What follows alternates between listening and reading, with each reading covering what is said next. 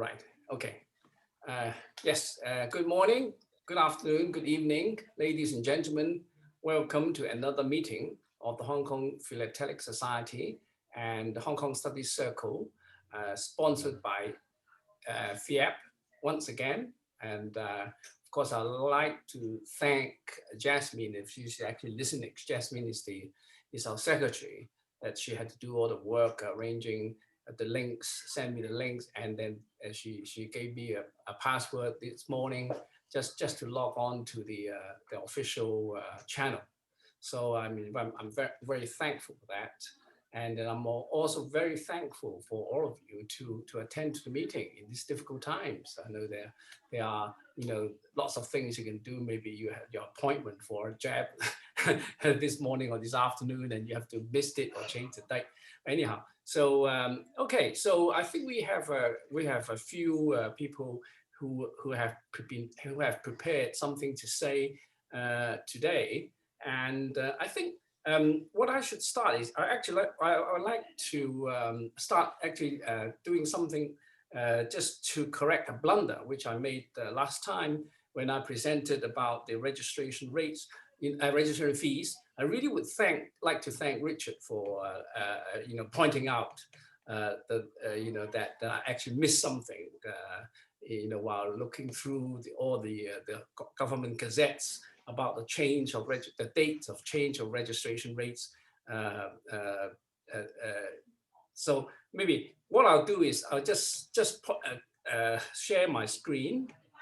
Right.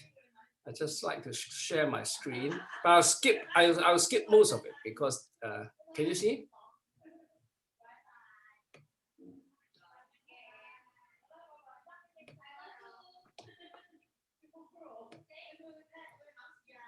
Right, can you see? Yes. Yes. Yeah. Okay. Yeah. So that was what I said. I mean, some of you, if you go through the last Zoom meeting on YouTube, you have seen this, which I actually got, but actually Richard actually pointed me out to some other post office notification. So this is actually the first one about the registration fee. The registration fee, which actually started become effective on April 11, 1857. And it was all kinds of, the standard fee was 6p, which was quite expensive. And I think to date, I haven't actually seen, it's not to my knowledge that I've actually found any early registration covers at all. So this is just the rate table. Which these are the markings which I showed last time. They actually sent a straight line registered mark to Hong Kong, which were at first, the first pair was actually sent to India, which was they were never returned. So they sent it again at a later date. Now this is another one was sent to Shanghai, very similar. Okay, this is the important one, which I missed, and Richard actually pointed out that the registration fee was reduced in 1860. In fact, it was as a post office notice of August 29, 1860, that the registration fee was reduced actually to India, that may be registered with the 6p. So this was one of the notice that I didn't show. And this one was another one in February 1866, the 23rd of February 1886, that the registration fee to the UK was reduced from 6p to 4p, which is 8 cents Hong Kong. So this is one of the things that I missed last time. This is the one to USA, which seems very complicated because, in fact, the registration fee was composed of 6p from to the United States, and then from Britain. So this is a shilling. So and then they have a table working out all the rates plus the registration fee to pay. And then this one that I showed, this is actually the notice from 1869. Actually is referred to registration fees to the treaty ports. It's all the treaty ports in China and Japan, between the treaty ports and from Hong Kong to the treaty ports. Okay, so this is 8 cents. So that was what I showed last time, and Richard actually pointed out the rest. So in fact, this cover actually, which is quite a famous cover in the Ishikawa sale, currently is in Harman's collection. So unless he sold it. So this is apparently is the earliest letter bearing a registration marking. Maybe you may have something earlier, but this is 1869. So there should be something because it started in 1860. But anyhow, so anyway, so I've done my bit. So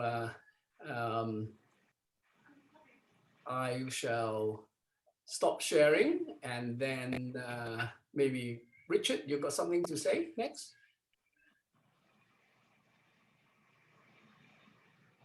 You have to unmute yourself.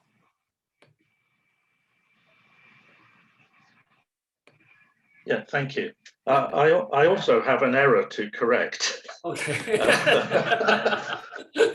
So my abject apologies, but actually I think it's a good thing because I personally, the thing I hate most of all is writing something or doing something and then it sort of disappears into a black hole.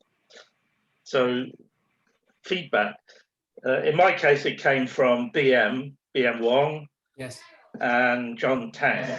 So, and I have two things. I have one from Chris Norton as well.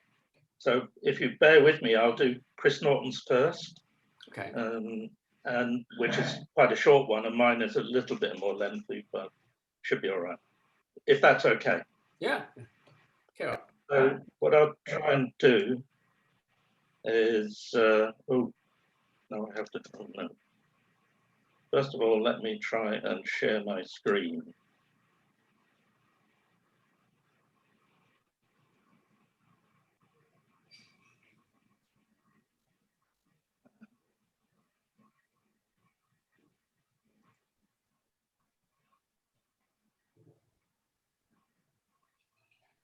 Okay.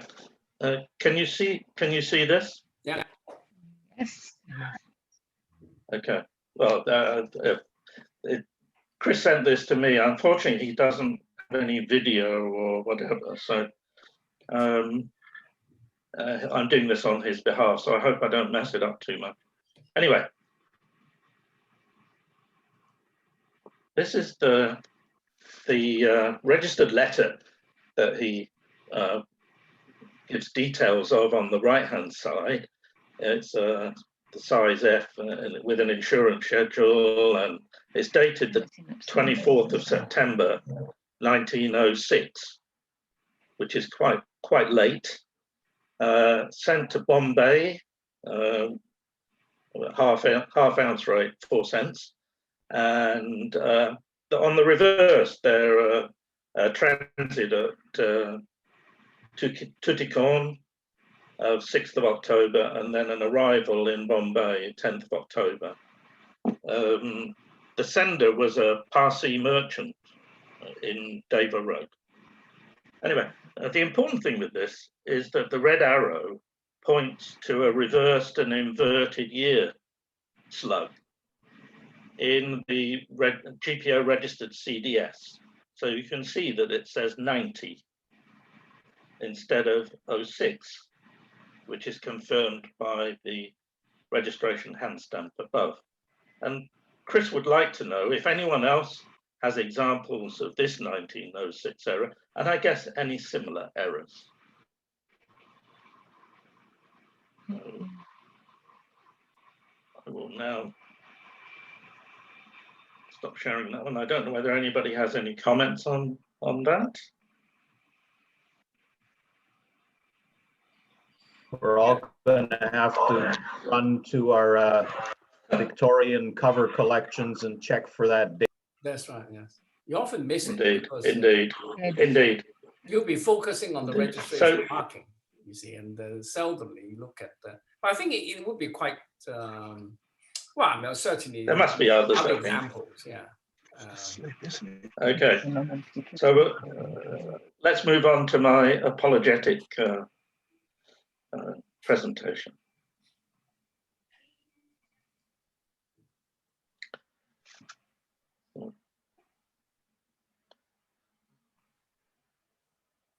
So can you see that? Yes, yeah. All right. So this is basically to correct an error, and I did the usual fishing around of my usual victims, and some other things came up as well. So I've added those in at the end. Anyway, in the last meeting we had, then I presented a table of registration and advice of receipt, dates and fees.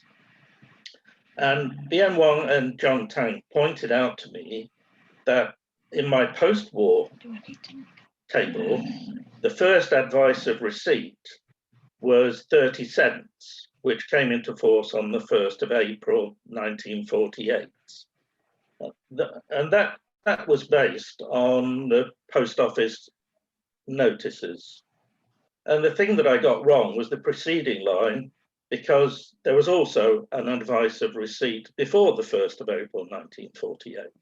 So this is thanks to them and the people who contributed, which I'm grateful as usual.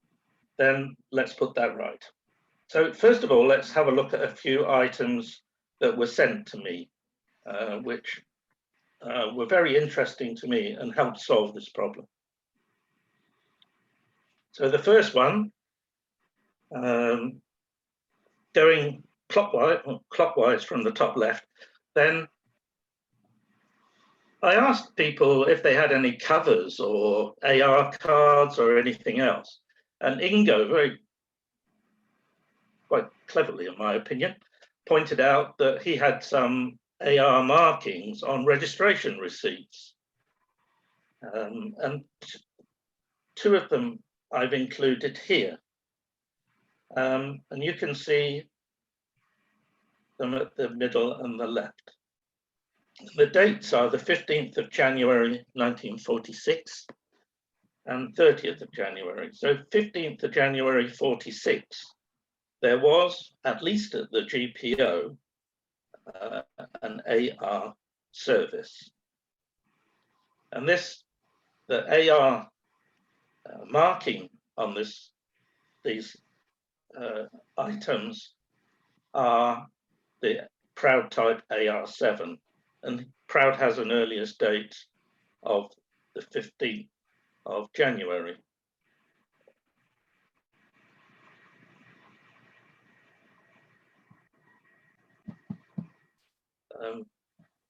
I think, I'm not entirely sure about that, but I think that's the 11th of January, to be honest. Another error. Next to it is an AR cover with a Proud type AR7 from BM. And this one is dated the 9th of February. And this is the earliest recorded date for a post-World War II cover with AR markings that I have seen. But I would be delighted to be corrected.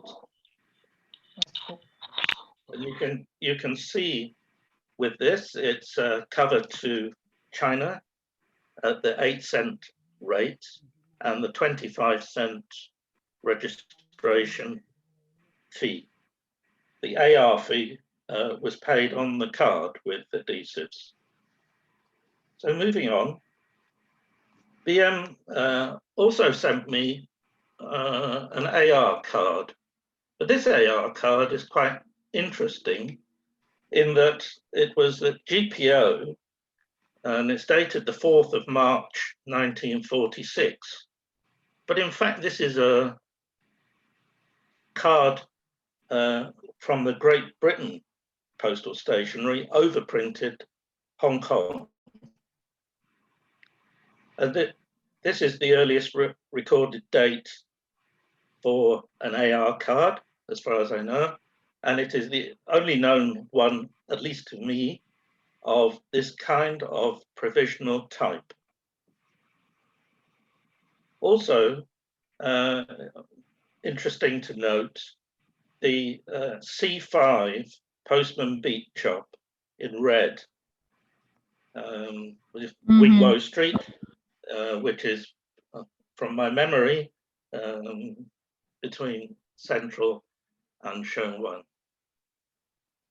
And this seems to be an unrecorded type, similar to Proud's type PB145 for the GPO.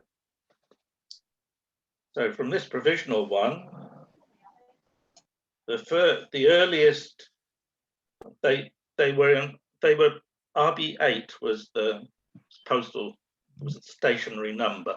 Sorry, and this Chris sent me this one with the 11th of September 1946, which was used at the Kowloon Central Post Office. And the sender of this item, Mr. Kolachov from Hart Avenue in Chimsarchoy, there are a number, I received a number of examples from this gentleman, the same address, but this is the earliest one. And it's, I think, the earliest recorded date so far. Of course, please come forward with earlier ones for post-World War II usage of this RB8 AR card. Also interesting is the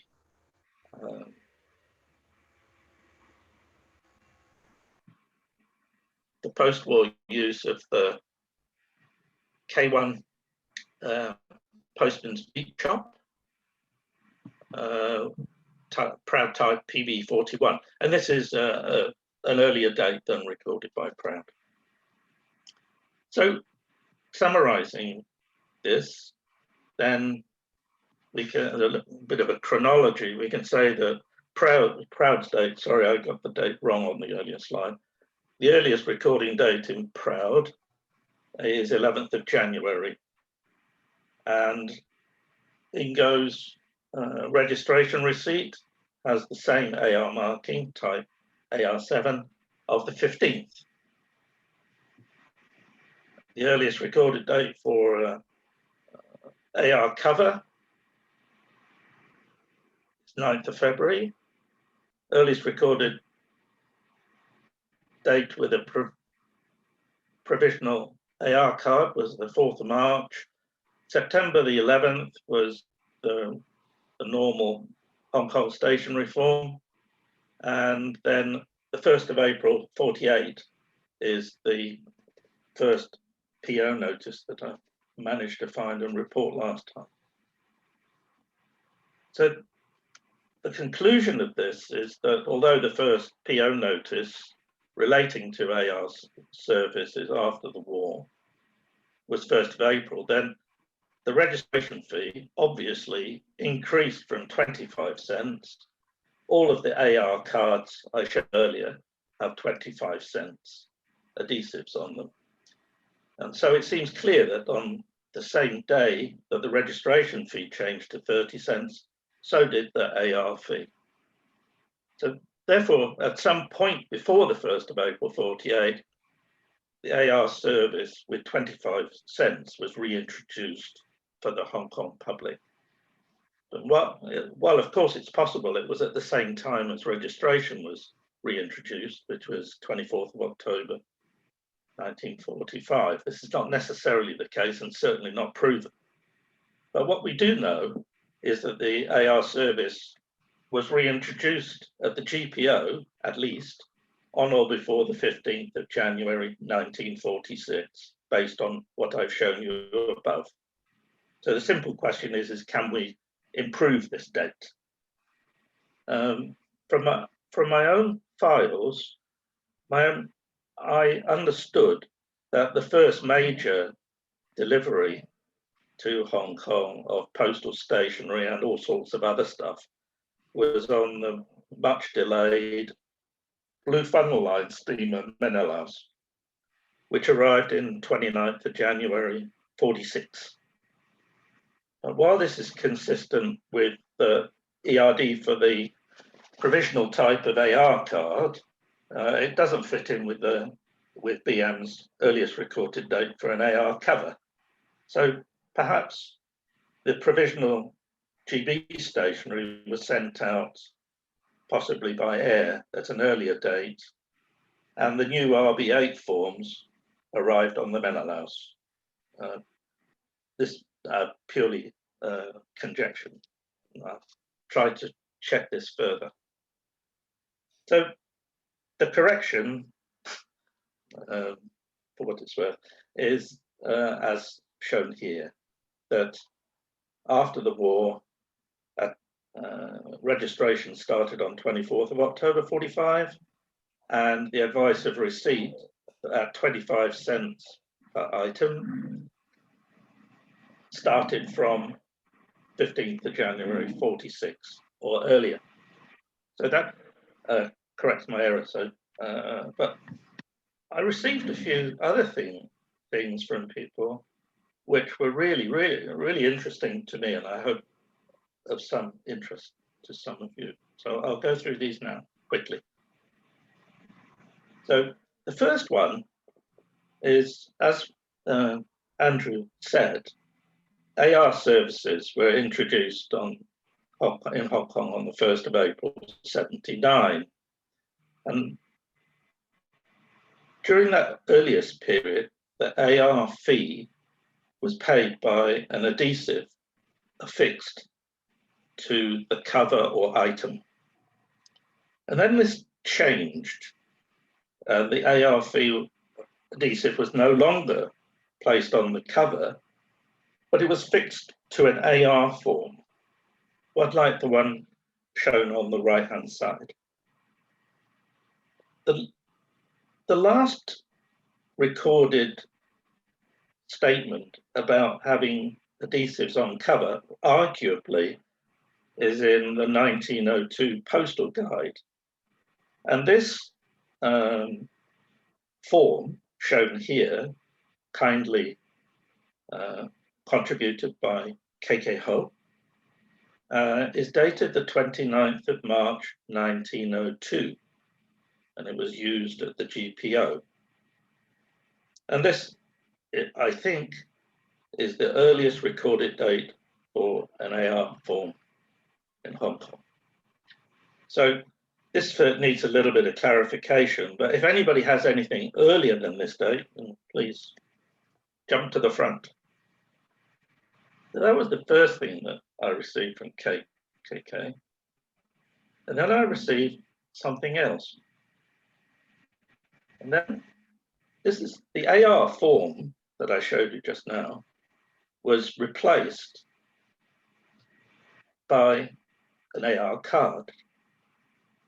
Principally, the form was folded up and sent in an envelope affixed to the cover or whatever else, and then sent back. And then the card was thought to be an easier and more convenient way of doing it. So these cards seem to have come into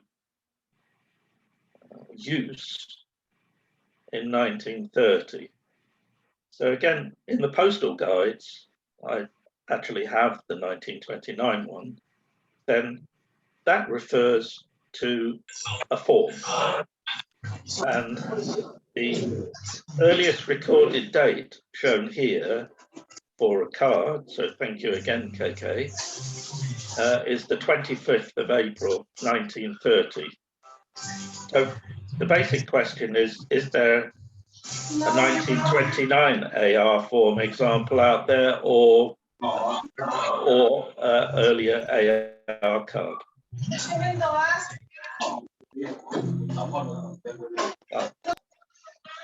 I have some competition, sorry. The next item is from BM again. So thanks, BM, brilliant. And this one is from Sheung Post Office. And it's dated the 28th of October, 1946. It's the RB8 card, and affixed to it is registration receipts.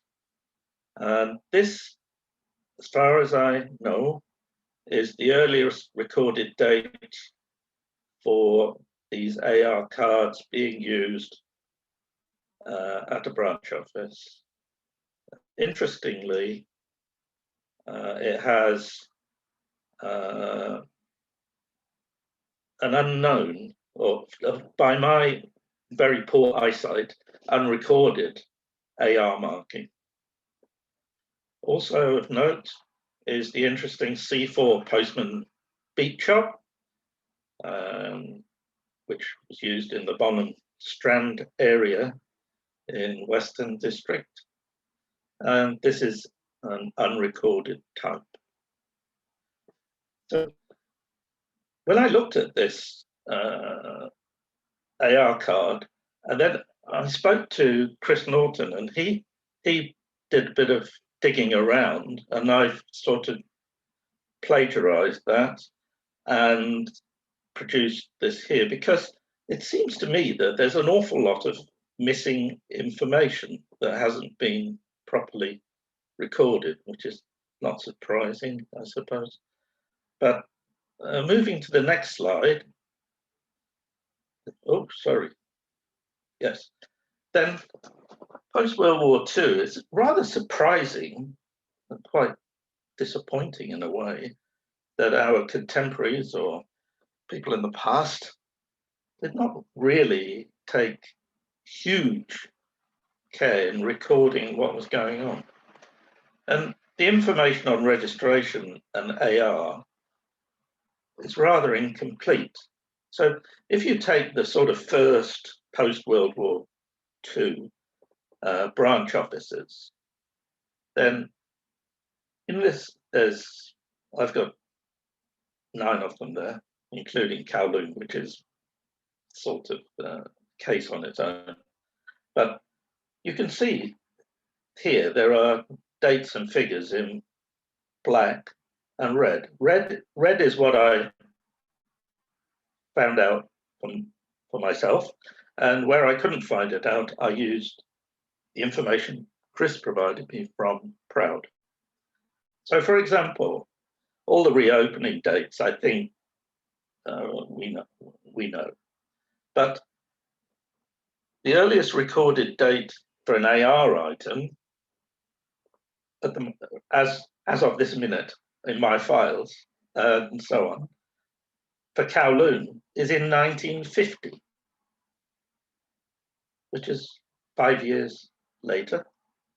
And the registration labels started with, I think, the Victory issue in 29th of August 46, and that's common across a few. Saying Pun, the first AR item that I'm aware of was 1959. Chantry Po 53. Shengwan, thanks to BM, is in 1946. That's the one we saw a bit earlier. I don't know anything about Stanley. Typo. I've seen an example with what looks like 1953 with an AR3 handstamp, but I'm not 100% sure about the 53 bit. But here the earliest recorded registration label is 1948, which is sometime later than the others. Perhaps, you know, there's many out there, but and so on. Yunlong AR, 1959. Then Wanchai and Yaomati, also in the 50s, but Yaomati has the earliest date for a registration label in June 1946. So there's in my view, it would be extremely helpful, and I'm guessing here that Susan may have some dates better than these, but if everyone could have a look at what they've got, and if we could try to put together some kind of more comprehensive understanding of registration and AR items post-war. And just, if I may, by just finishing off, I'd just like to say thank you so much to the people who contributed to this. I'm merely a voice on their behalf. KK, Ingo, BM, John Tang, Simon Choi, Susan, Crew, Chris, Norton, Sam Chu. My apologies if I missed somebody, but thank you so much, as usual. Okay, that's enough of my voice. Thank you. Thank you, Richard. That's very nice. Susan, you got something to say?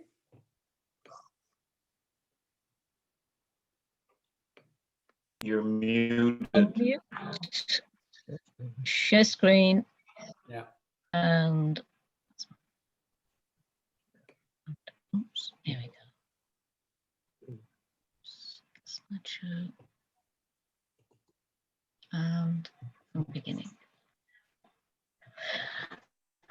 I've got some British Post Office in Shanghai material to show, with a focus on the two hand stamps shown below. The first of the oval registered cancels with BPO on, and the first of the rectangular Shanghai registration hand stamps. And the material I'm showing is dated 1909 to 1915. My first example, to Switzerland, is ranked 20 cents, 10 cents for the registration fee and 10 cents for the postage. And it's been sent via Siberia. It took 19 days to get there in 1909. And you notice that on the back, they've used the Palace Hotel Shanghai envelope. The Palace Hotel had just opened. It opened in 1909. Quite a well-known building, I think. There's a picture of it.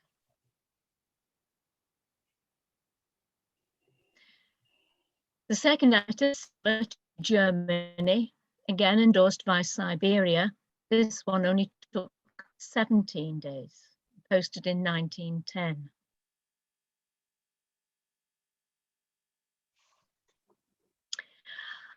A rather tatty cover, but I do like it because it's an advice of receipt one. It's double weight, franked 28 cents, 2 times 4 cents postage, 10 cents registration fee, and 10 cents for advice of receipt.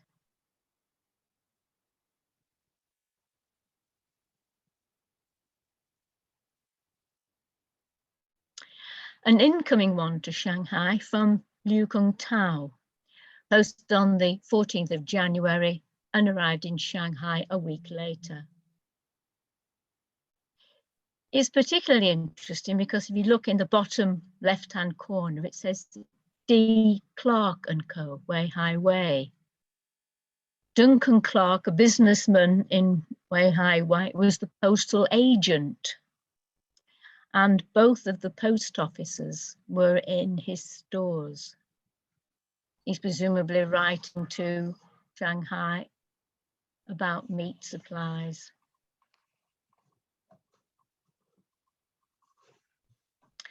Another incoming item, this time from Hong Kong, March 1914. That took 4 days to get there.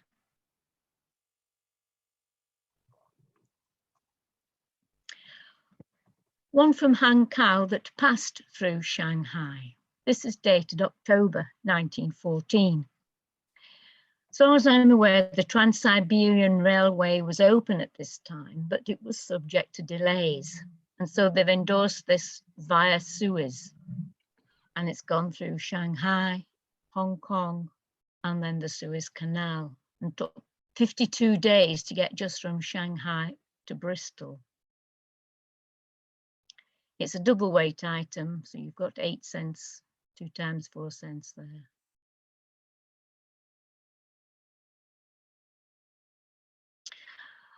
Another double weight item to England. This was posted a month later, November 1914, and has been endorsed via Siberia. That reached London a month later, so it was much quicker than the Hankow item sent the previous month.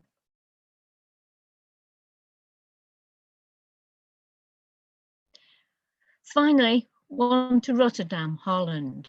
It's a quadruple weight one, ranked 38 cents, so 10 cents for the first ounce, 3 times 6 cents for 3 additional ounces, and 10 cents for the registration fee. This was posted in 1915, 17th of September, and the sender obviously felt that neither Suez nor the Trans-Siberian Railway was a good route to take, and they've endorsed it via America, the SS Tenyu-Maru. And that took 38 days to get to Liverpool. So not much longer than some of the mail had taken on the Trans-Siberian Railway. It appears to have been censored at some time, but there's not much of the sealing tape left, and I don't know where. There's an O and an O there, and what appears to be a 2-1 there, but apart from that, I can't read anything else of it. If anyone can tell me where, that'd be great. And that brings me to the end. Yes, Susan, can I ask you a question? Yes. Was there a choice? Because the rates are the same, whether you actually sent it via Siberia or via Suez or via USA. Was there a choice? I mean, could you just superscribe it? I presume so. I presume so. I presume the choice was yours. Then they might not follow it. They might just, the post office might have decided which they thought was the best route and sent it somewhere. Or you just But look at the their paper, way. see there's a ship departing to your destination, and it was via Suez. Yes. Yeah. Then they must have decided there was a ship departing fairly quickly and they would send it that way. Oh, Yes.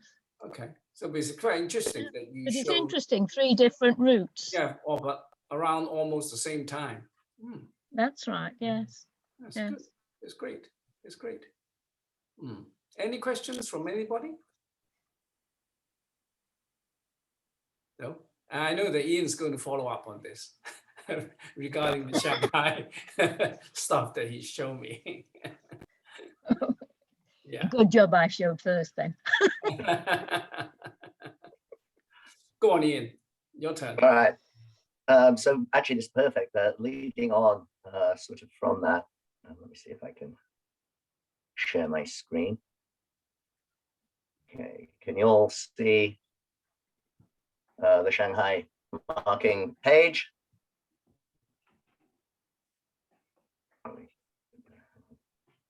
Right, Yep. Can you all see that? Yeah. Yep. Yep. So continuing on, pretty much on what Susan showed, one of the things that I've been trying to do, as many of you know, is figure out earliest and latest recorded dates on the China overprints, obviously from the treaty ports from 1917. So this is, I knocked this together for Shanghai, and fully expect folks, or hope folks, will come back and give me some earlier or later dates. Interestingly, in Shanghai, as opposed to any of the other ports, was they used the oval registration marking as opposed to the regular cancel, which was a 25, at that point, generally a 25mm double circle.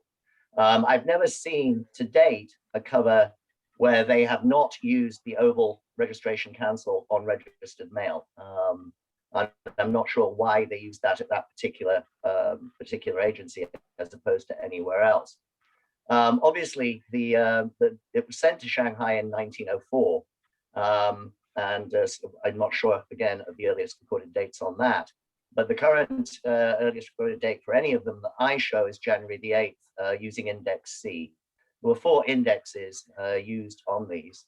The first being Index A, and I'm showing an earliest recorded date of February 19th, on this with the latest of November 30th.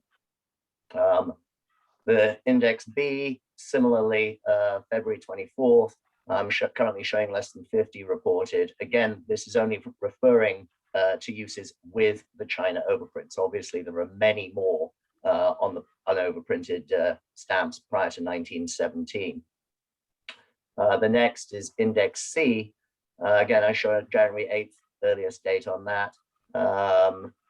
Again, we discussed at the last meeting, I think, or prior meetings, that the indexes were used either by different clerks, and that it's believed that index A was reserved for the postmaster, but that's not sure.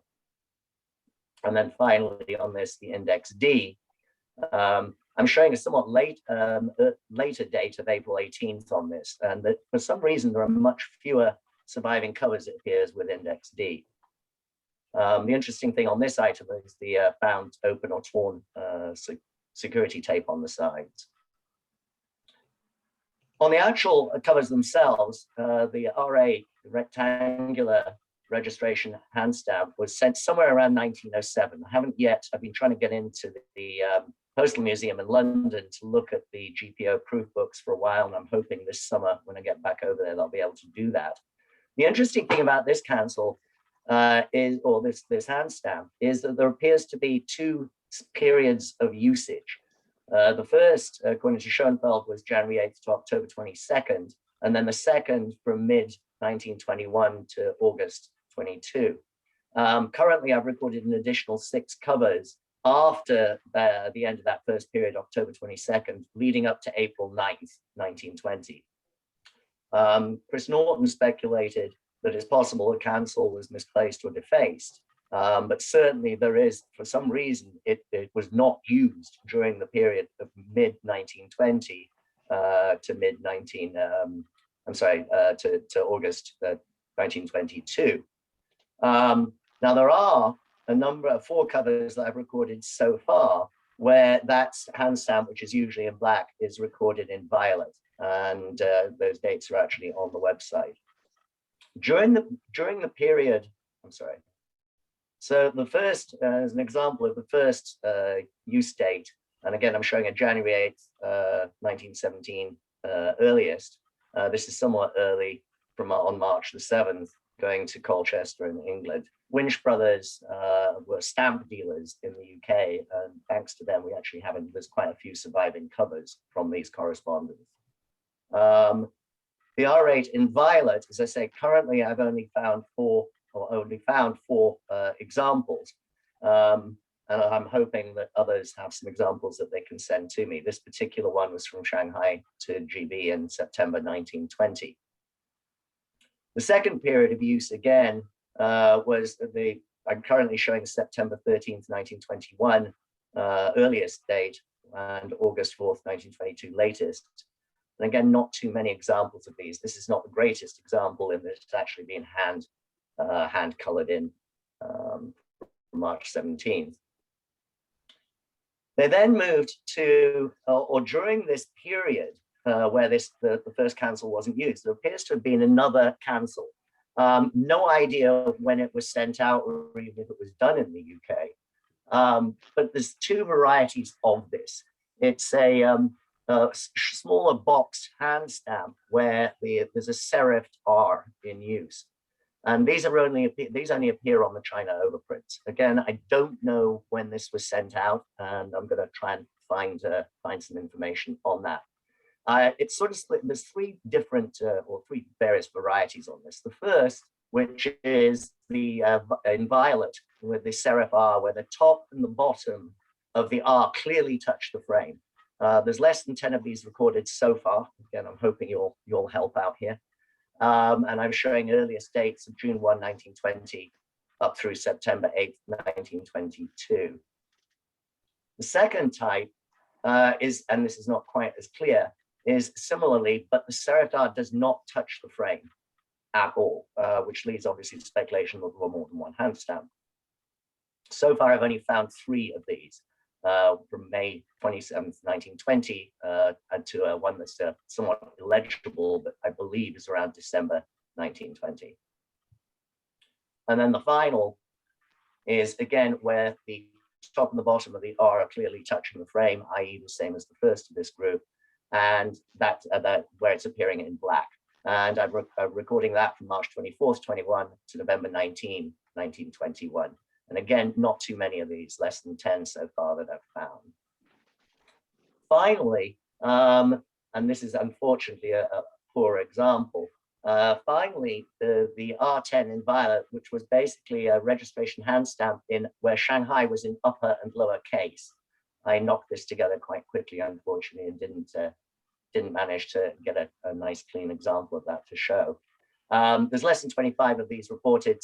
The earliest recorded date sometime in January 22, all the way up to the closing date of November 30th. And there are, and I believe one of these is owned by our illustrious chairperson, Andrew, but I'm not certain of that, is the Shanghai, the Shanghai appearing in black. And so far there's 3 recorded of these items.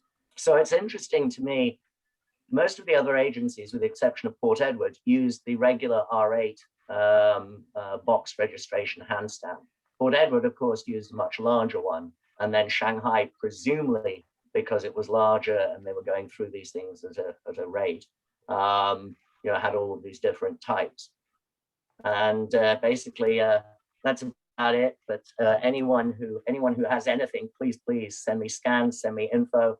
I am making a donation of $10 per cover to the Philatelic charity of your choice, and sent off a check last week to Ingo for $160 due to the 16 covers provided to me by Harman. So anyone who has some covers, please send them on.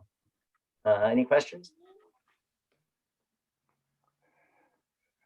Yeah, thank you very much, Ian. That was really very, very good summarizing of the Shanghai registration market. I got a feeling that your later 2 types, is it 9? The one that is made of rubber.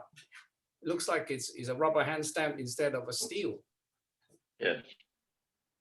Yes. Interesting. Thank you.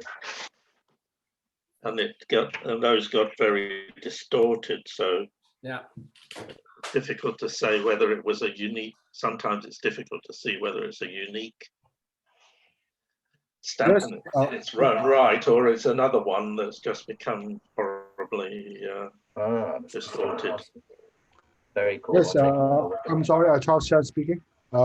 Just mentioned by Andrew that the later 2 types for Shanghai box registration marking, it would be highly probable that it was they were made of rubber.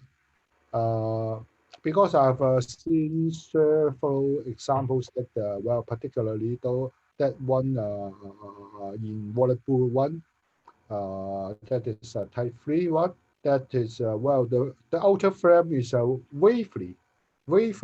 That looks like well, it's damaged very much already. Therefore, I'm considering Andrew's saying that they were made of rubber will be quite with good sense, I can say. Thank you. Were they locally produced, do you think? I think so. I beg your pardon? The rubber hand stamps, you think they were locally produced? I think so. Very cool. Thank you.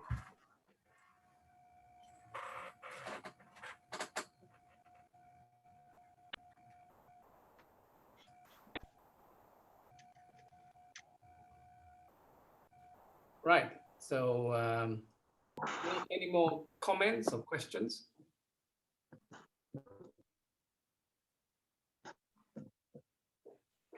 Yes, it's fascinating. Ian, can I ask you a question, or Susan? In fact, you could well answer because you show many examples of the first the Shanghai cachet, registration cachet, which is probably made of steel because or some kind of metal, because it actually hadn't changed shape for many years. So, do you think there is a subtype? Have you actually studied all the that means is it R8 or something? You know, the box which was actually used before China wall prints, I think from 08 or something like that. Yeah. So do you think there's a subtype, or it's just like it's only one type?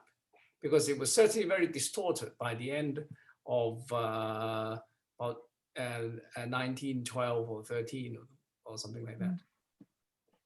I don't know. Mine are not very clear. They often seem to be under inked. So it's very difficult to tell whether there's more than one type or whether they're just plain worn. Yes, yes. Because as I see that, as Ian pointed out, that you've got index letters A, B, C, D. I also wondered whether, actually, I have been studying for quite some time, that whether there are more than one of the circular registered, or the oval, I mean, oval registered, Shanghai registered marking. But you know, you seldom actually get a really fine strike of it to have a good study. A lot of the strikes got quite worn, you know, and smudgy. That makes measuring between the gaps of letter very difficult. So Yes, that's probably something we need to look at it more closely. Webb lists in the book, Webb often says things like 2 were sent out as evidenced by the GPO proof books. But for some reason, they've never, or he was never able to find, or have not been found, as far as I can tell, records of these particular registration hand stamps being sent. Yes. With respect to the RA, there's certainly a period, I record 3 covers around sort of 1919, where the last period in BPO is becoming worn, and it almost looks like a Q. And then starting after that, there seems to be a fresh one, which leads me to believe there was more than one, or perhaps they cleaned up they somehow repaired the hand stamp itself. Yeah. But I've no idea. I mean, that's an area that's ripe for examination. Yes, it's very interesting because as you know that, you know, the other port Swatao has more than one. So I'm just wondering whether actually for a large post office like Shanghai, there would be more than one registration cache. You know, that's just I thought Proud just listed 2 ones. I don't know. It's certainly something for us to have a second look at it. Yeah. Okay. Right. I've just had a quick look in my file, and I've got an AR form from Shanghai. I can show you if you want. Yeah. Very quickly. Sure. Where's it going? There it is. Nice. Nice one. 1918.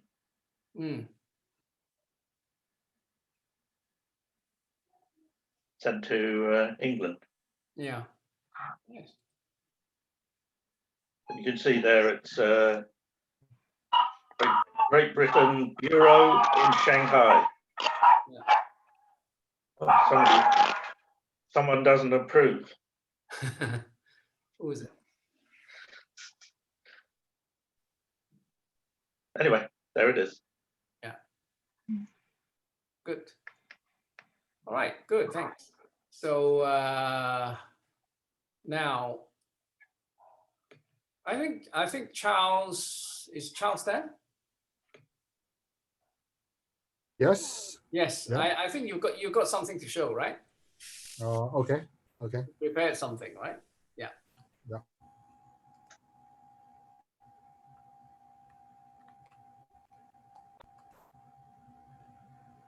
I think Charles has to switch his video on. Yeah. Cool. Can you see? Yeah. Yeah. Okay. I think, well, the Shanghai box registration marking has been described by Ian already, quite details already. Therefore, I think I can skip this part. Ian. Well, the first type is what we call the standard type that was reclassified by Angel in 1985. That it become a standard type. Okay, and the earliest and latest record date already described by Ian. The features are really quite easily to recognize because the R is no shaft, and also the white leg is straight down. Okay, always known in black, still made. And this cover is 1912, a registration cover to Cape Town.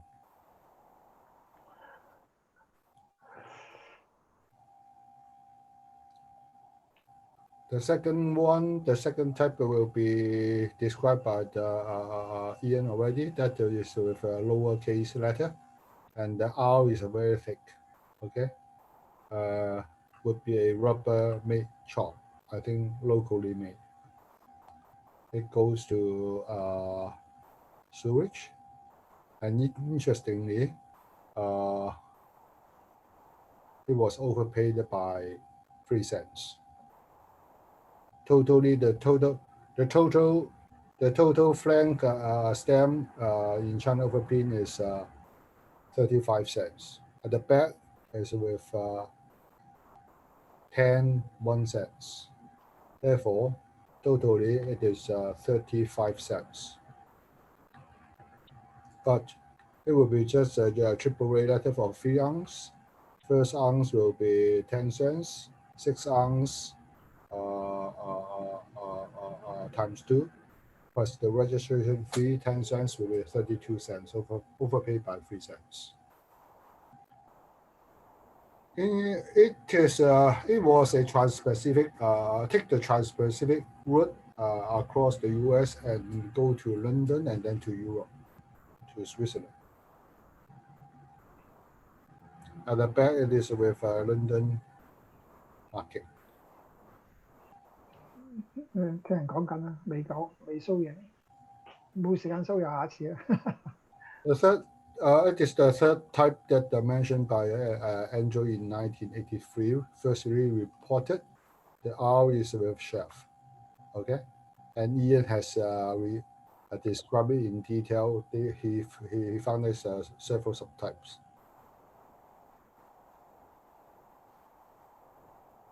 It is usually known in waterproof inking, and many of them is with also register this unflamed marking. I don't know if it belongs to Shanghai or not, because every time I see this marking, usually with an unflamed registered marking also here. I don't know why. Is it a Shanghai marking also? I don't know. All from the same firm or different firms? If you're same firm, private mark. Maybe private marking, maybe it is official marking. Yes, we have to check on that. Okay. Then let me scroll down a little bit.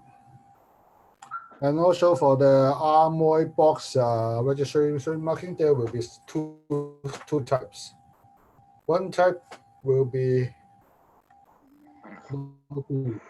another type with a B over there. Okay. This cover is quite interestingly that it go to Hong Kong for a soldier, returned to Shanghai, and then carried by Italian warship to Italy. And it is also taxed till 0.20. I think it will be 20 cents. Why? Because of redirection? This marking, this postage, 4 cents will be from Shanghai to Hong Kong.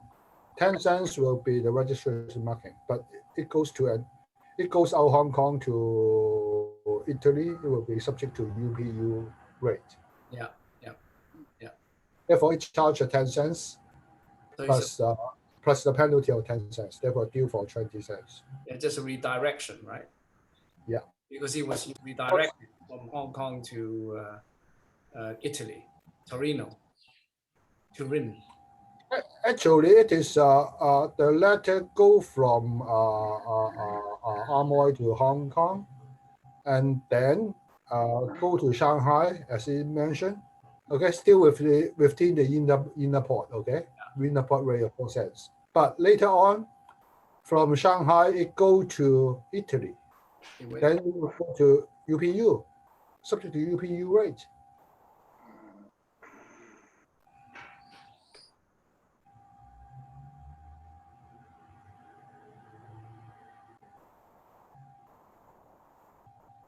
Interestingly, there's no Shanghai market over there. It is just with the Hong Kong.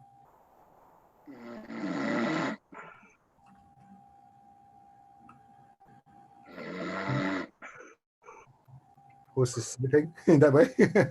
Okay, it is an Italian warship chart.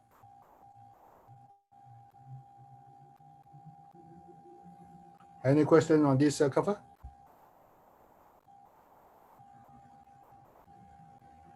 So it could, Okay. it could be registered then. Once it was redirected out of Shanghai or out of Hong Kong, so the due is just a 10-cent with 10-cent penalty, right? Yeah. It won't be registered.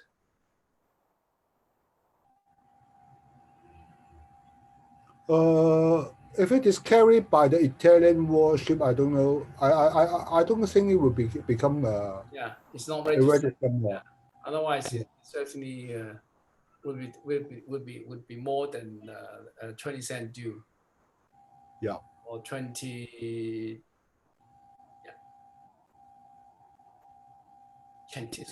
Andrew, what do you think if it is a packet mail, okay? And ultimately it go to Shanghai carried by a warship, it become a pirate mail. There will be no registration anymore. That's right. That's right. Because you do not have a letter bill for that sort of things. Yeah. No more. Yeah. That's right. Thank you. Yeah. Okay.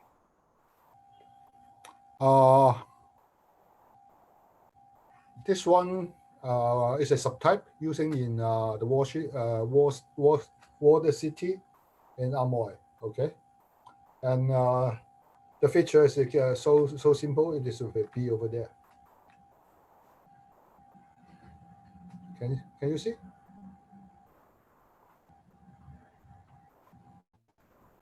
It is a rare subtype. But interestingly, it's the same date stamp. It's the Amoy is the same date stamp. It's a 25 cent. It's a 25 25 millimeter large circular CDS. Yeah, it is a large CDS. Yeah, was that the earlier one was the same?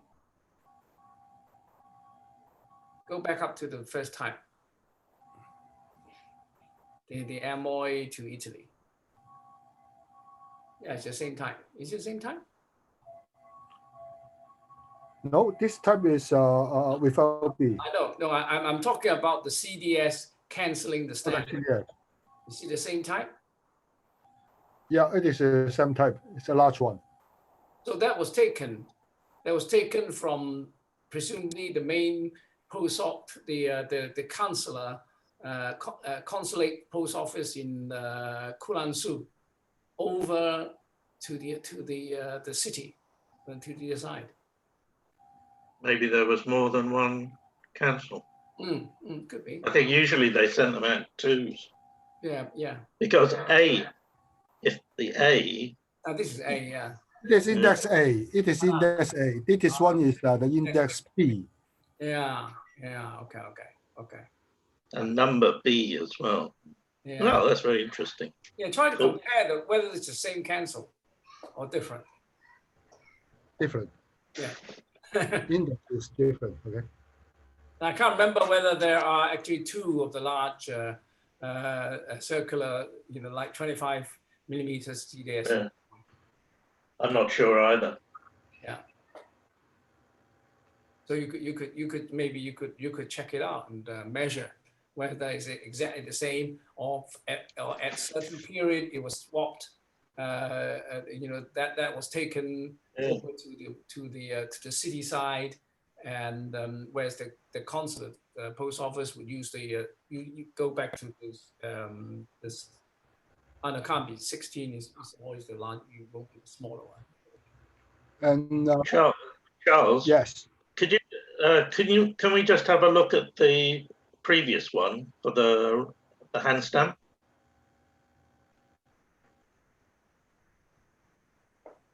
Yeah, and then go back, please.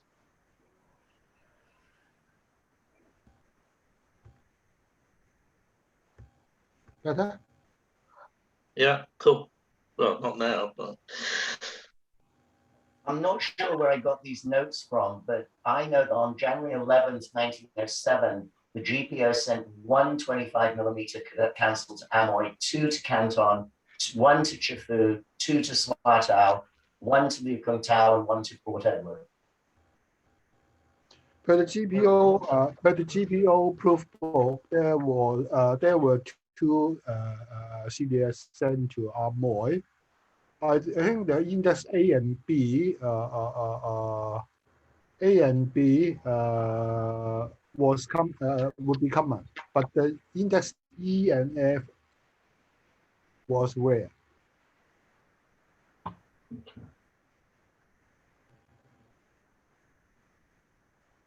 I don't know. The index A and B would be one using. Will we have any duplication of the CDS? One using in main office, and another using in sub office. Well, logical to keep one in the main office and one in sub office. I mean, it should be a different CDS rather than one guy just going there just to do his shift and then go back to the consulate to do his shift. I don't know. You just have to maybe scan this and compare the two and whether they are the same. The critical measurement will be the top of A to the middle of Y will be the critical measurement. Yeah. Scanning. In order to differentiate the two. On the computer, it's easiest. Yeah. Anyway, it makes sense that the A was on Kulang-Su and B was on the mainland, in the walled city, sorry. And the fact that the B one is from Standard Oil, which was down on the water side, that all makes sense, doesn't it? A would have been the agent. Yeah. He would have been in the consulate. Yeah. Okay, let me tell you later. Anyway, B is quite the registration cachet with B is quite rare. I mean, you don't see it, see them around. Don't know why. But if it is in sub office, it is the commercial, the merchant area. Yeah. That should have a more mail. Yeah, that's right. Rather than the main office. Especially registered. Is it another around? I don't know. Is it the B would belong to the main office, and without B will be in inland city. I doubt it. With the Standard Oil company would be the office would be in the mainland rather than the island. Yes. The island is the same as now. You go to the island, you see there are a lot of sort of consulates and things like that. So I record 6 of the ones without the B in black, and then 5 with the B in black, and then 3 with the B in violet. Interesting.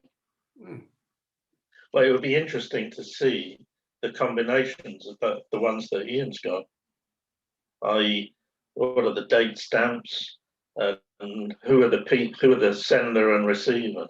That would be really There's images on the website. Yeah. Yep. This image, and they appear to be used at the same time. So that they were all being used pretty much at the same time, it appears. The other thing I wanted to mention, I'm sorry, Charles, the other thing I wanted to mention is that cover from 1922, the rate actually dropped. It was 5 cents from January 1 to closing November 30th. So it went from 6 cents down to 5 cents. So that actually was, I think, a triple rate you showed at the beginning. You are mentioning for this cover? Is it? That one, yes.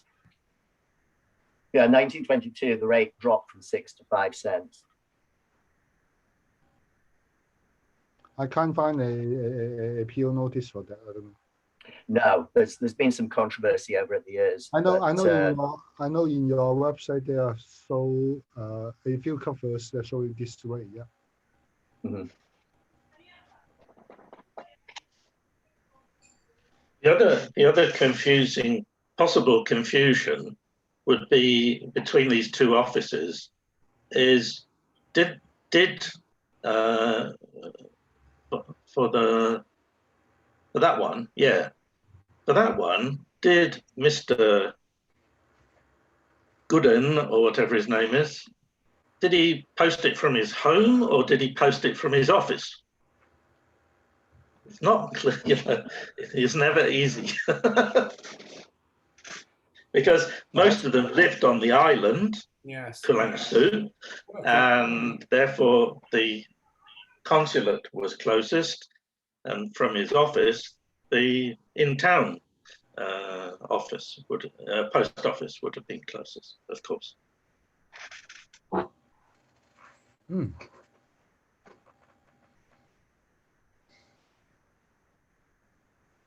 Okay, carry on. Okay. Yeah. And it is the Lingpo box registration marking. That's one of the rare registration marking also. This example is the earliest recorded by Plough. Okay, it is 1917, April 7. This cover is with some defects that one of the 4 cents missing. Just at the left of the red 4 cents, okay? It's a missing 4 cents. And also it affecting the Ningpo registration marking, missing the letters B and P and O, and also the white frame. It was added, okay? But anyhow, this example will be still the earliest recorded use of the Ningpo post box registration marking. That is a triple way letter to London. It's also one of the earliest known China overprint from Ningpo as well. At all. Could be. Certainly that I've recorded. More clear? Did you say that the cache has been improved as well? Yes. Yeah. The fourth Not one only of the CDS, but also the registration cache. yes. You can see there's a Ningpo, okay, Yeah. with a P. Yeah. PO missing. And that was And drawn this off, white frame was added. added. Yeah. Improved it. And also the CDS, this N, I, and the ring at the left side was also I improved. think I remember this cover. I think, was it mine? No. No, I once had it. I sold it because it was defective. Yeah. I can't remember, it could have been many years ago. Anyway. Maybe one of your property before, Andrew. I think I definitely have seen it before. Either Proud actually showed it to me or whatever. Anyway, Okay. And now this is the earliest one that Lingpo registration mark is one of the rare one. Therefore, anyhow, I still willing to get it. Thank you, Andrew.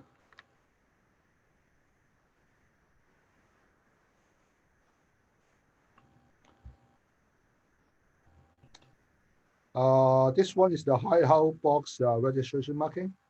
Also the earliest record for the Hi-Ho box registration marking. That is 08 May 20. It is a single letter from Hi-Ho to Germany by a French packet.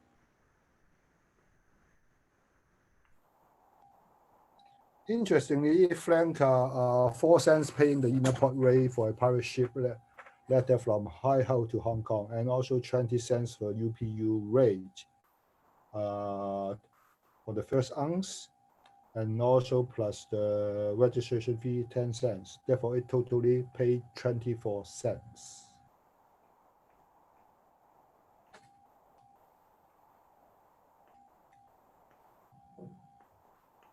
I enlarge it for a while, therefore you can see clearly. It's okay.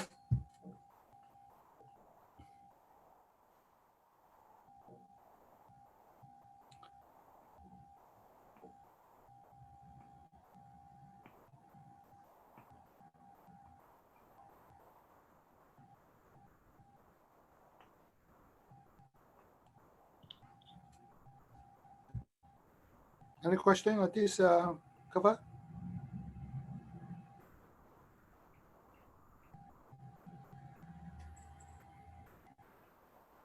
Andrew, I have a question that, Yeah. was at that time that the pirate ship letter that carry inner port, okay, still need to pay the pirate ship? I think not. Huh? I think not. I think not sure. I'm not sure about that. Sure. But I think I recall you have a covered that similar situation that there was just 20 cents. It was carried by a French packet from Haifa via Hai-Ho to Hong Kong. It's a packet. It's a French packet. But this one was carried from Hai-Ho to Hong Kong by pirate ship. I think after the UPU, does it make no difference whether it was carried by a packet, a contract packet, or a private ship? I'm not sure. Not sure. I can sure. I can say not sure. I mean, it's certainly pre-UPU. It makes a difference. Yeah. Whether it's by private or by a contract packet. But some of these so-called private ships actually have a contract with the post office. If you know, especially from Hoi Hao, there is a Hainan, one of the ship called Hainan. It actually carried a post office contract to carry mail, so it's a private ship. You know, it's not a P&O or a French packet. Especially, I think is the Hoi Hao is a very, very interesting situation where the only postal traffic is between the Hong Kong and Hoi Hao. It's by I think a couple of ships. If you look at the papers, it's always maybe 2 or 3 ships that carry the mail. Yeah. I'm not sure. You should be able to check quite easily. Yeah. Which ship carried this? Yeah. A German pirate ship. Sorry? A German pirate ship. Oh, okay. Yeah. Not the usual. Not the usual French packet. Not the usual. No. There's a ship called Hainan, which I vaguely remember, that keep going back and forth between Hoi Hao and Hong Kong and Hoi Hao and Hong Kong. You know, owned by maybe Douglas, or you know, one of the merchant is a like merchant ship that carried a contract with the post office to carry the mail. You just go look up the newspaper. But I'm sure you're right. I mean, you must have checked it. It's sent by a German. But I just wonder how come a German ship would carry the letter. You mean yeah from can't be from Hoi Hao. Surely the German ship would have departed from Hong Kong, not stop at Hoi Hao. Anyway. You know, it's an interesting cover. Anyhow. Okay. Okay, that's all for me. All right. Okay. Is right. Is BM still there? Okay. Oh, I good. have some Good. covers to Well, show. good. I hope it's not too late for you. I know that you like to do better. Because I have to go to bed on Yes, I know. 11 I know. o'clock. I know. You get up at 6 in the morning and go for Sure. hike. Yes, yes. I'm sorry. Okay, yeah, it's your turn. Oh, okay, wait a moment. Wait a moment, please. Yeah. Okay. I got.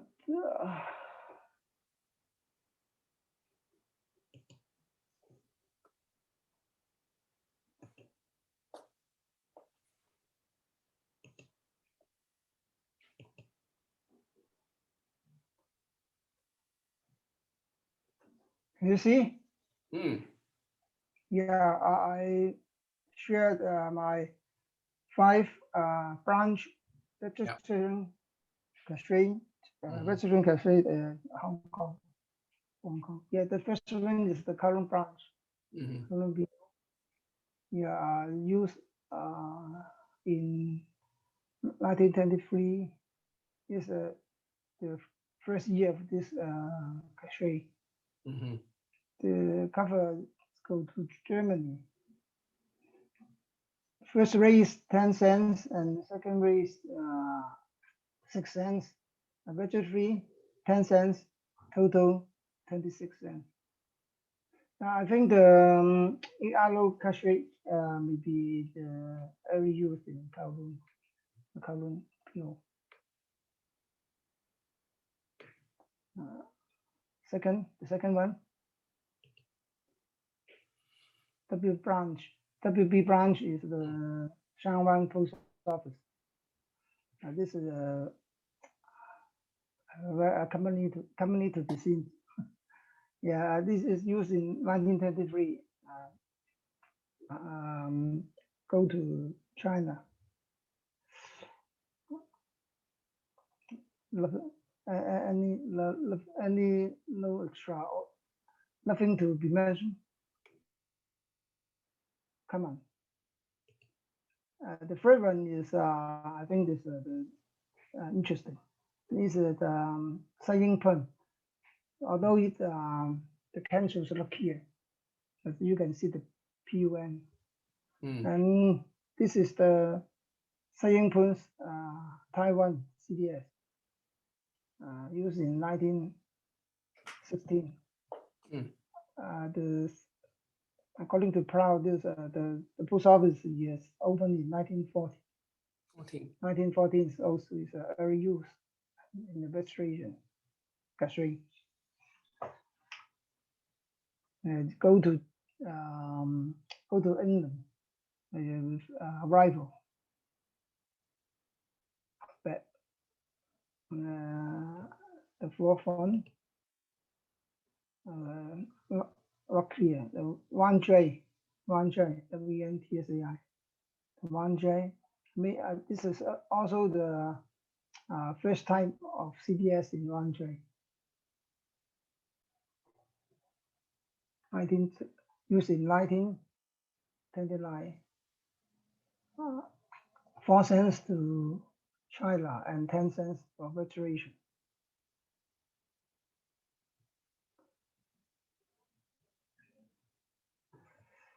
The last one is UMIB used in 1924.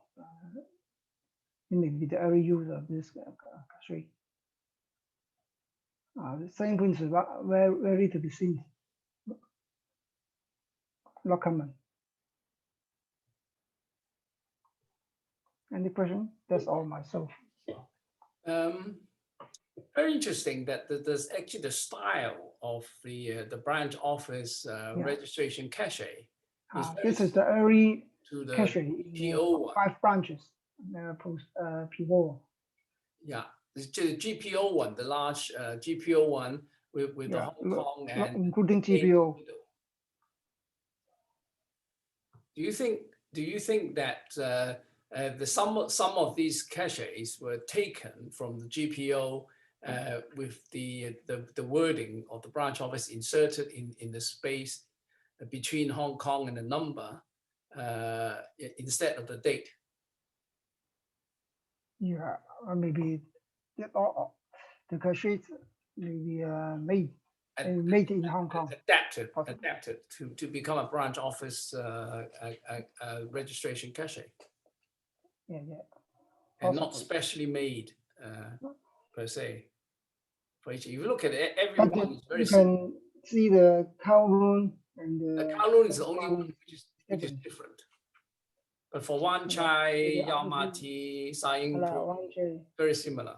yeah, this is The different. WB and WB and Kowloon is different. Kowloon is definitely different. It's a type that is The Kowloon PO, different type. of course. I think the caches will be made in Hong Kong. But you look at the other types, the larger one, from Saing Pun, or you look at the Saing Pun. You Yeah, see, the same as the Hong Kong similar. type. You see, I just wonder whether they took some of the ones used by the GPO and substituted, this space in the middle. It was Yeah, the date. it originally is the date.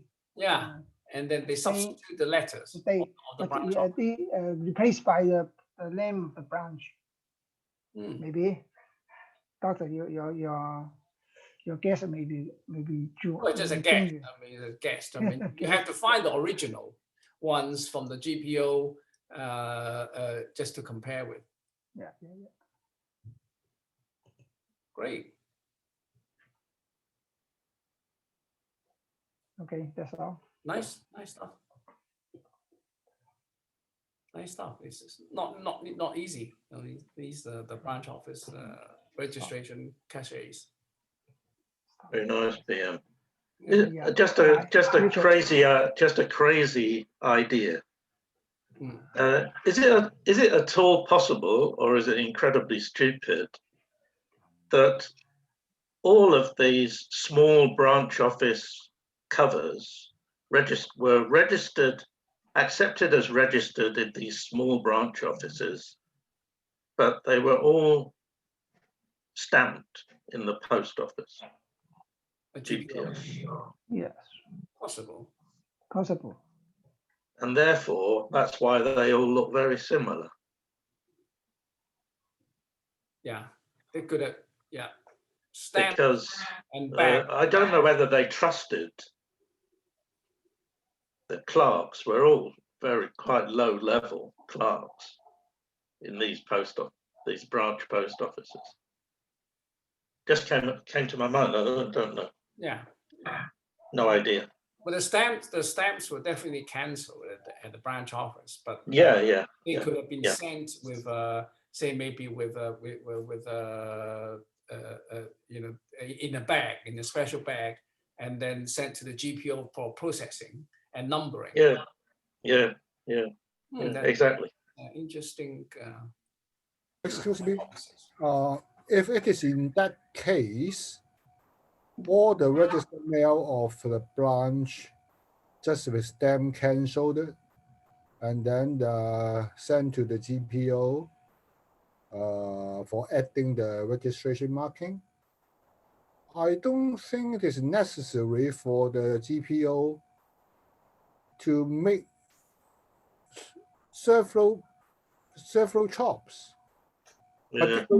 Particularly those large one in the middle with the branch name, because otherwise you may have a lot of stamps on the table in order to find out which one is which one. Okay, this one's Kowloon, this one is Saying Pun, this one will be with Wan Chai.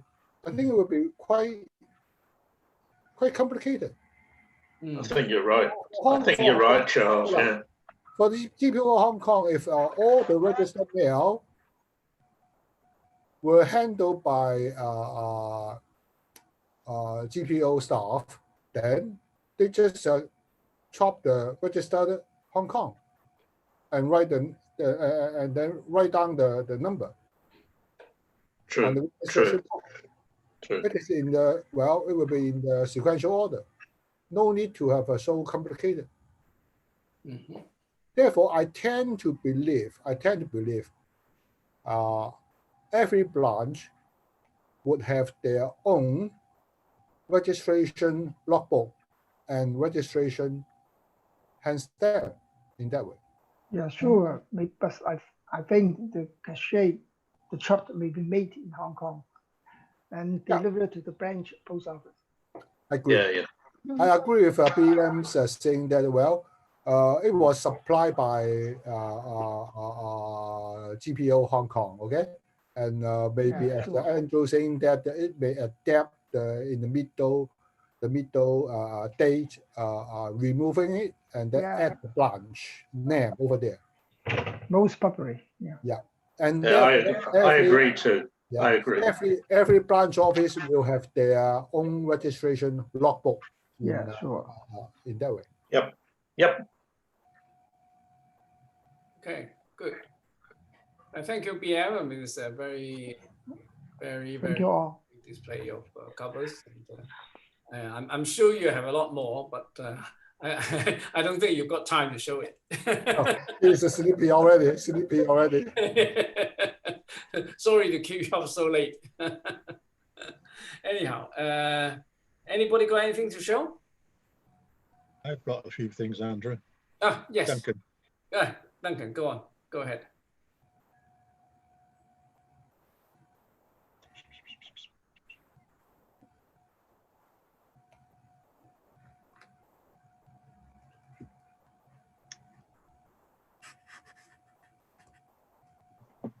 These are mainly airmails with some registration on them.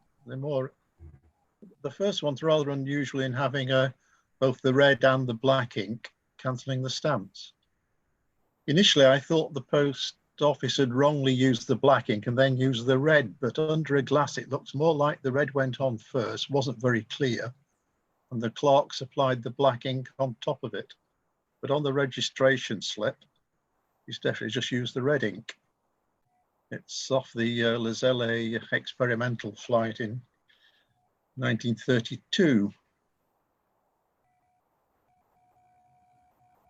This is a cover going to Sweden. The frustrating thing about this is there's no indication as to where it was offloaded in Europe. I suspect it was Naples. The Air Orient called it Naples. If it had gone as far as Marseille, Marseille had a hand stamp which it used to cancel the etiquette. Here it's been done in blue crayon. At some point it switched from an airmail transmission and been sent on by rail. This is a puzzle cover. The only way I can get the franking on this to work out, the 90 cents, is if it is an AR cover. And there is a strange marking at the bottom right, another blue crayon cross. And I wonder if this was used to indicate AR being paid on it. It's frank 50 cents for the airmail rate to India, the ounce rate, 20-cent registration, there's 20 cents left over. Any thoughts would be appreciated. The interest in this one is it's the last feeder service from Hong Kong to operate via Penang before the terminus switched to Bangkok. Imperial Airways had always wanted to use Bangkok as the terminus, but couldn't get permission from the Thai authorities initially. It wasn't until 1937, December, that they finally managed to sign a contract to terminate at Bangkok. The advantage was it reduced the potential time from 2 days to 1 day. Cover going to Zurich, again, it's not quite clear. I think it was probably flown all the way through to Amsterdam by KLM and then rail to Zurich. The only other alternative was to have sent it to Paris and then flown it from Paris to Zurich, but there wasn't a direct air link from Amsterdam anyway. including this one, a cover going to Austria, flown by the French service quite late, actually, 1937. And that's the Marseille mark that was used to indicate airmail transmission had ceased. Again, it's 120 for the airmail fee and 20 cents for the registration fee. And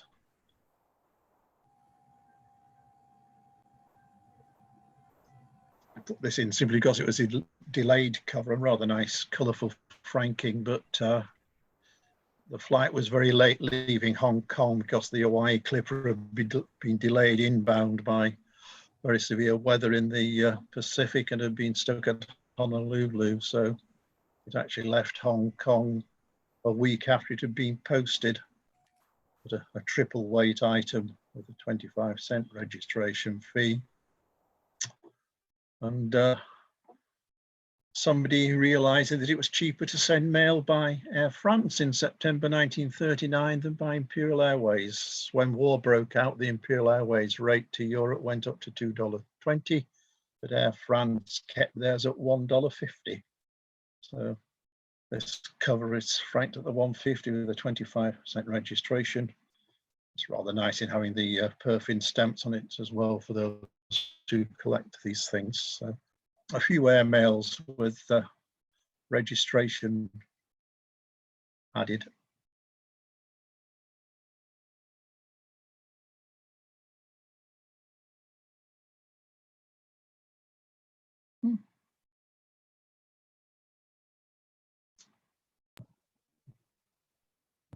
You're muted, Andrew. We can't understand you, Andrew. You're muted. I said, how long have Duncan been collecting these lovely things?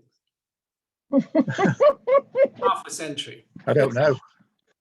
Since I wrongly criticised Sue for writing up a Hong Kong cover the way I didn't, an airmail cover I didn't like, and she threw it at me and said, "You do it." So I did. It's all my fault. Probably about 25 years.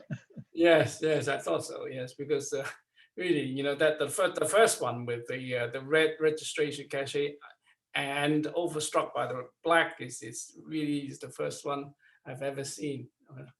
It's a marvelous stuff. Marvelous stuff. Okay, Ingo, you got something to show? Oh, okay, right. Oh, I got nothing. You got nothing yet. Okay, right. Oh, by the way, your article. No, when you receive your the next journal, you see Ingo's article on the Manyi Arcade. It's brilliantly written, and there's lots of illustrations and pictures. Well done, Ingo. But anyway, so Thank you. if is John Tang is there? Has John got anything to show? Oh, is he asleep? No, he's definitely there, definitely online. Okay. Well, anyway, look, if nobody wants to show anything, actually, Harmon Fine actually sent me a file of his a collection of treaty ports registration covers. I mean, if you're not have had enough, I mean, you might want to see it. Right. Let me just share his screen. Let's see. Right. Can you see it now? Yeah. Right. Okay. So this is actually the contents of his display. I don't know how long he had this, but interesting. That I actually didn't do much writing up because just basically all I've got is the pictures, and it's not a particularly good scan, and some of the dates you can barely read. But anyway, you know, that's the Amoy he has or had, I don't know, with the oval R, and the ones is 95 and 1898. And one interesting stamp with the Amoy CDS as well as circular R. because we did last time we actually discussed about the use of the circular R on the stamp, but this appears to be maybe just a coincidental thing that that the circular R appeared on the stamp. Anyhow, so this is the first registration marking, well, not the earliest, because you got the MY oval, but this is the first the circular R registration marking. And then this is the MY, where you've seen this before. This is the just the MY BPO, a normal one, with a smaller. This is maybe 23 millimeters. Is it 20? No, it's not. 11. It must be 25 millimeters. CDS on the large size registration Edward registration cover. What's the date, Doctor? Yeah, 1st of May, 1911. Okay. You can see, yeah. All right.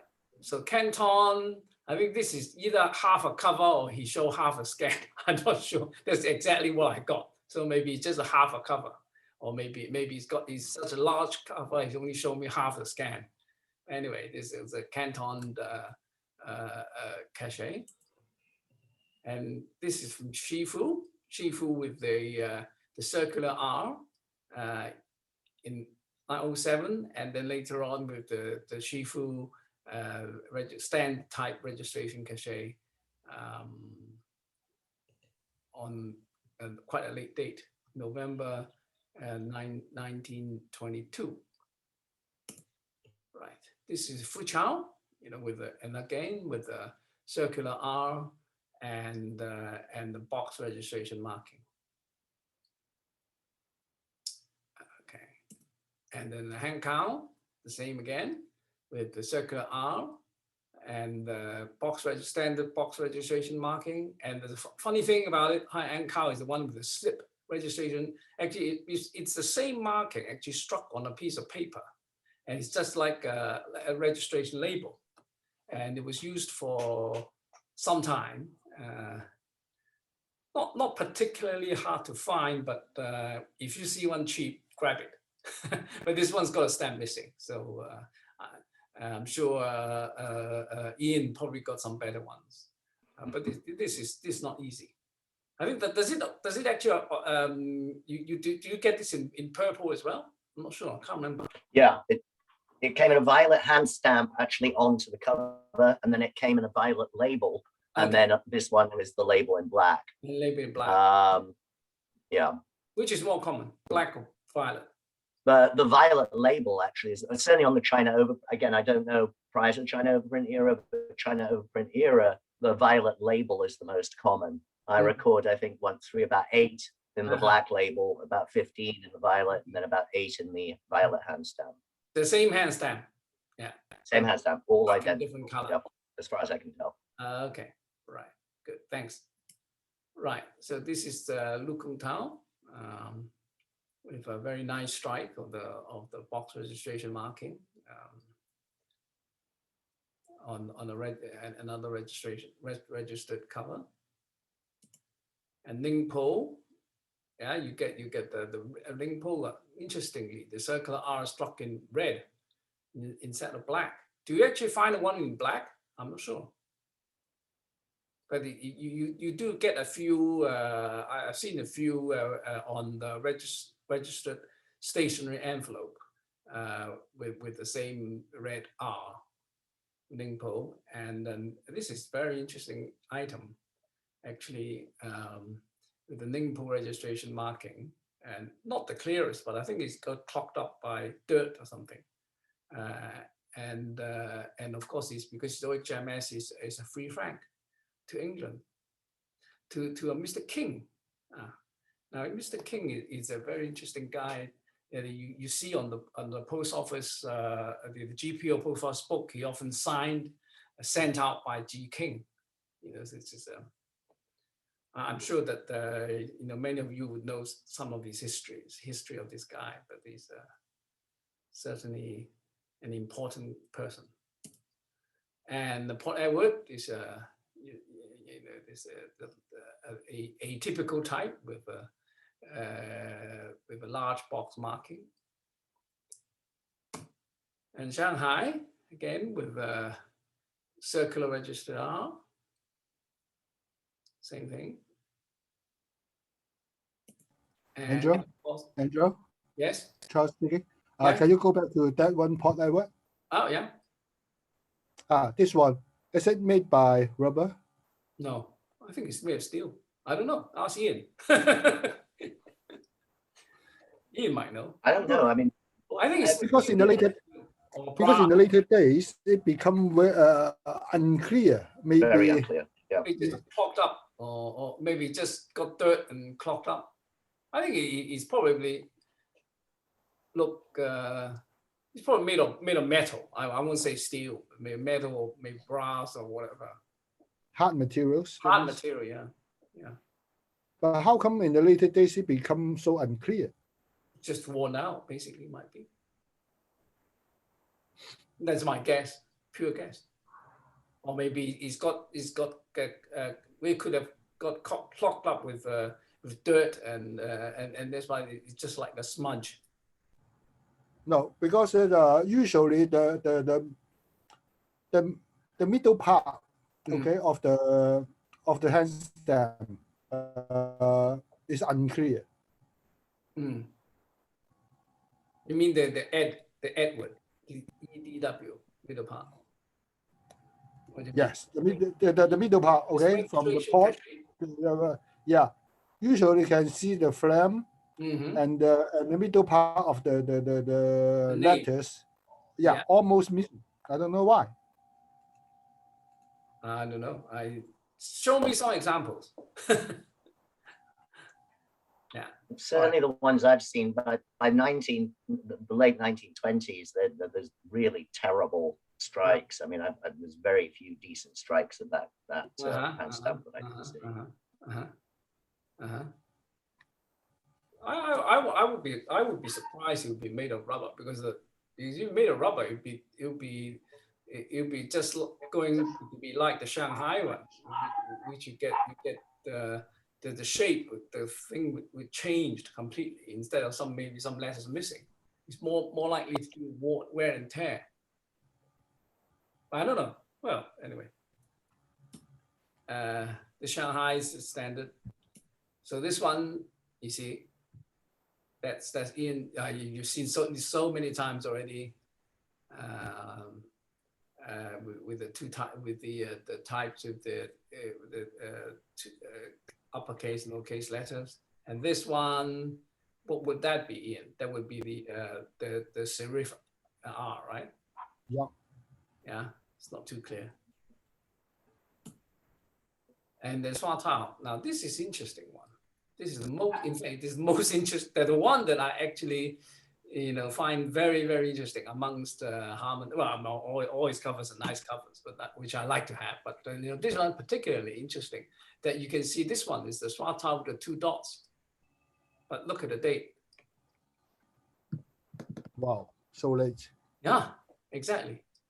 So, I mean, as you probably have read Charles' newsletter in the Hong Kong Philatelic Society a few months ago about the Swatile registration cache revisited, and he showed 4 types.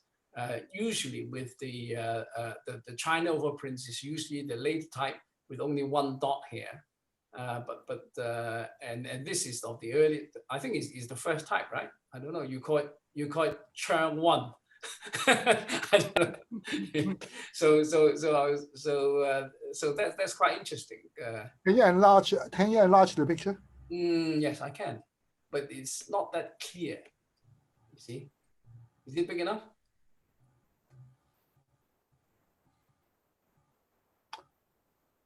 Is it definitely? Yes. Okay. The first, Andrew, the first S. Yes. Seems to be type 2. I think you're right. Yeah, you think it's type 2? I think it's type 2. Okay, fine. Yeah. I think it's type 2 because you can see the S. Yeah. The top of S and the W will be really near. Okay. Okay. Therefore, I incline to say that it is a type Okay. 2. You're probably right. You're probably right. Yeah. Yeah. Yeah.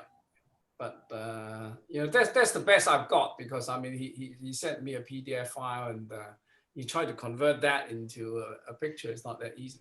Anyway, there's the Tianxian one, always in red. Have anybody actually seen it in different color aside No. from red? And why is it always in red? That's another mystery to me. Anyway, I think that's the last. And also, Andrew, and Yeah. also for the registration marking using in, I think in 1880s will be in red inking. Quite a number is in red inking, but in the later stage, I think it will be in black. Even okay, surprising will be the R in circle for Lingpo in red, and also Tianjin in red. I don't know why. Lee Scamp sent me a scan years ago of a partial of the Tianjin in black, and that's the only example I've ever seen. Hmm. Huh. It's undated though, so there's no Yeah. way to know when. It's on a China overprint, so we know Mm. vaguely the period. Right. I think that's all from Harmon. Okay, any comments? Okay, that's okay. No? All right. In that case, right. So anything got any comments or suggestions, or you know, maybe regarding the subject of the next meeting, or anything to say at all before I conclude the evening or afternoon? Or And Joe, I want to show that one with unclear port registration marking. oh, okay. Can you see? Yes, yes. The middle part. Yeah. No, in fact, the whole thing is very unclear, including the. Yes. Yes. Mm. I don't know why. Well, I still think it's made of metal. I mean, it's just badly damaged. Maybe just chipped. Or... This one is more clear. I can say I intend to say it was made of hard materials. Yeah. Maybe steel or Yeah, it's badly made, and you can see you just see the EDWA is very sharp. bit wonky, like yeah. Local, maybe it's just local made thing. Maybe the chop is too long, that not dipping the inking pad very well. Yeah, maybe it's also. I still think it's made of hard material instead of rubber. It would certainly have deteriorated into really poor shape after such a long period. There's no reason not to carve those out of wood, isn't there? Okay, thank you. Right. To do the letters. Okay, so right, so if everybody has said everything, and I would like to conclude tonight's meeting or this afternoon's meeting. It's been wonderful to see so many interesting tree pot markings and new finds, new dates. I think Ian has got some work to do, and Charles got something to do, and then Richard's got some work to do. And it is wonderful actually seeing all of you. And maybe I think Dr. Prokop is there. I don't know whether he's still there. Well, of course, Dr. Prokop, would you want to say something?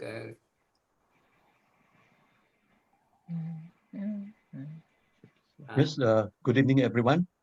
Thank you for the wonderful presentation. It was very good. I learned a lot, especially those different markings on the registration mark, the different types.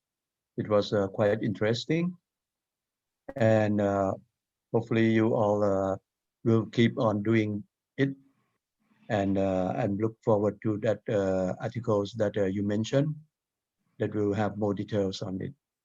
Thank you very much for joining and sharing the knowledge and the lovely materials that you have in hands. Thank you very much. Good night.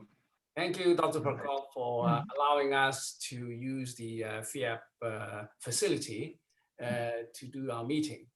I think, let me see, I just saw, is it Simon? Simon just came in. Is it Simon? Somebody else just joined. Ah, right. You're late. Have you got something to say? Simon.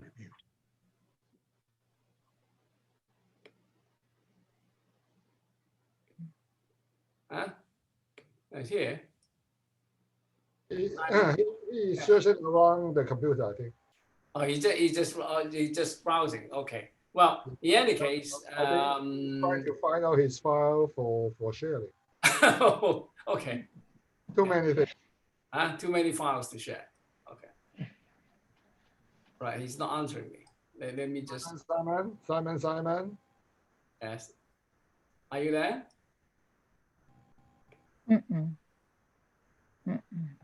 No response. No response. No response. Okay. Well, in that case, I might as well conclude the evening. As usual, I'd like to thank FIAP for supporting us, and of course Jasmine and Dr. Prakop, for their kindness, and all of you for attending the meeting. And I think the next meeting might be on the 25th of April. I'm not quite sure, but we'll try to make a firm date, maybe in a couple of weeks time. And in April will be 22nd, will be the Thursday. 22nd, right? 22nd. Yeah, either 22nd or 29th. Oh, 22nd and 29th. Okay. We'll think of which is the more appropriate date, and hopefully we'll see you all again. And in the meantime, if you have any suggestions, anything you want to discuss, just give me an email. Okay. Well, thank you very much for attending, and have a good afternoon and good evening and good night. Okay. Thank you. Okay. Thank you. Thank you. Oh, bye bye. Thanks, Adrian. Bye. Bye. Bye, everyone. Bye. Bye.